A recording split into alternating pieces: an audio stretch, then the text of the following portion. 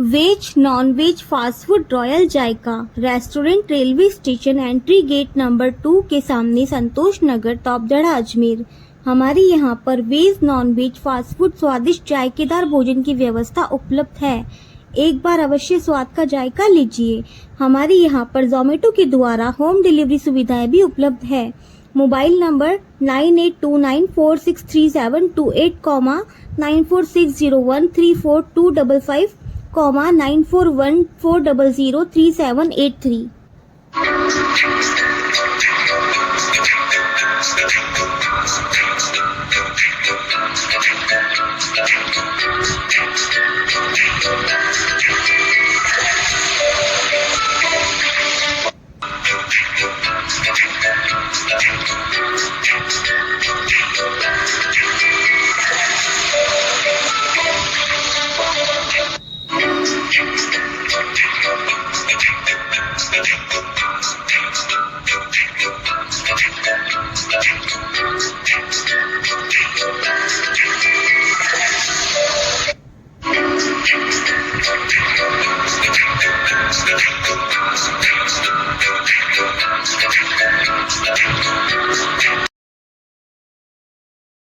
मुख्यमंत्री भजनलाल शर्मा द्वारा अपने पहले बजट से अजमेर शहर को सौगात दी गई है। मुख्य तौर से अजमेर में सालों से पीने के पानी की समस्या के चलते आम जनता को परेशान होना पड़ता था। उससे अब आने वाले समय में निजात मिलने की उम्मीद जागी है और इन सब का श्रेय अजमेर उत्तर के विधायक वासुदेव देवनानी को दिया जाता है। इसी को लेकर आज अजमेर के समस्त भाजपा पदाधिकारी व कार्यकर्ताओं ने जोश खरोशी के साथ वासुदेव देवनानी के आवास पर पहुंचकर उन्हें मिठाई खिलाकर व माला पहनाकर उनका स्वागत सत्कार किया। इतना ही नहीं, इस मौके पर जबरदस्त आतिशबाजी भी की गई। कार्यकर्ताओं ने बताया कि अजमेर शहर के कई सालों से विकास के कार्यों में पिछड़ा हुआ माना जाता रहा, लेकिन अब वासुदेव देवनानी ने जिस तरह से अजमेर के विकास के कार्यों को पंख लगाते हुए मुख्यमंत्री भजनलाल शर्मा से शहर में पीने के पानी की समस्या का निवारण कराया और शहर में एक नए आयुर्वेदिक महाविद्यालय को खुलवाने का भी अच्छा कदम उठाकर शहर को एक बार फिर से विश्व पटल और अच्छा दर्जा दिलवाने का प्रयास किया, वह सराहनीय कार्य है। साथ ही साथ मेडिकल व्यवस्था में भी विस्तार और उसको बेहतर बनाने के लिए मरीजों को राहत देने के लिए भी देवनानी द्वारा जो कार्य किए गए और बजट में घोषणा की गई कि उसके चलते न सिर्फ भाजपा कार्यकर्ताओं में बल्कि शहरवासियों में काफी उत्साह देखा जा रहा है। इसी के कारण आज वासुदेव देवनानी का सम्मान कार्यक्रम आयोजित किया गया। सर, विधायक के तौर पर आपने जो काम किया रहा है, यहाँ पर पेयजल की काफी बड़ी समस्या थी, आपने सॉल्व करवाई है, क्या कहेंगे?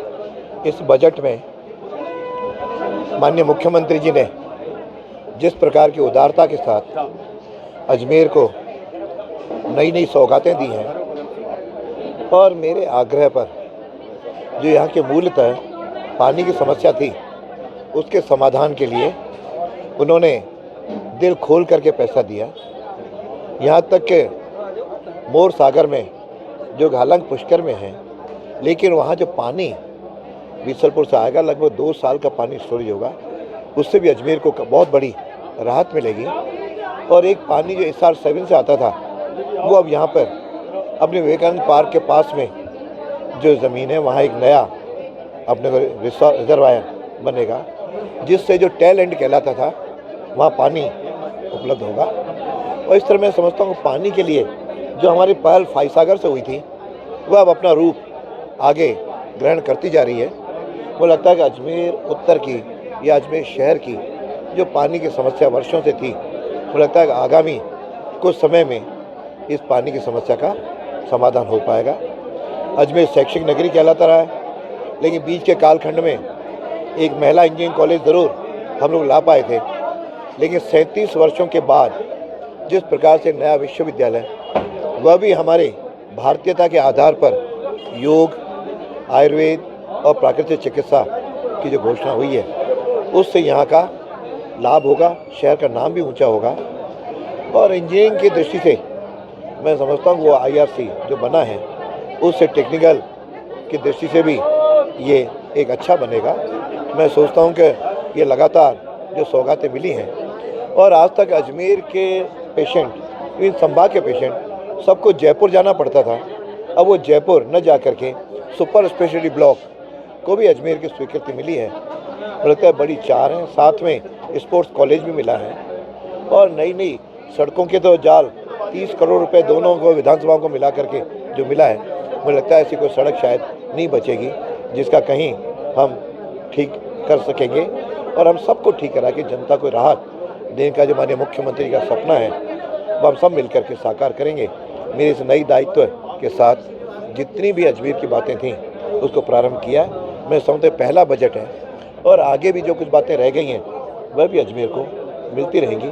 मैं अजमेर की जनता का आभार व्यक्त करता हूं जिन्होंने मुझे ये अवसर दिया, और पार्टी ने और केंद्रीय नेतृत्व में मुझे ये अवसर इस दायित्व का दिया, जिसके कारण से मैं इसका निर्वहन कर पा रहा हूँ। इसलिए मैं जनता का भी आभार व्यक्त करता हूँ। और जो लोग कहा करते थे कि अजमेर में कुछ नहीं हुआ, मैं समझता हूँ अब शायद उनको ये अवसर नहीं मिलेगा, और उनके मन को वह निश्चित रूप से शुद्धिकरण करेगा।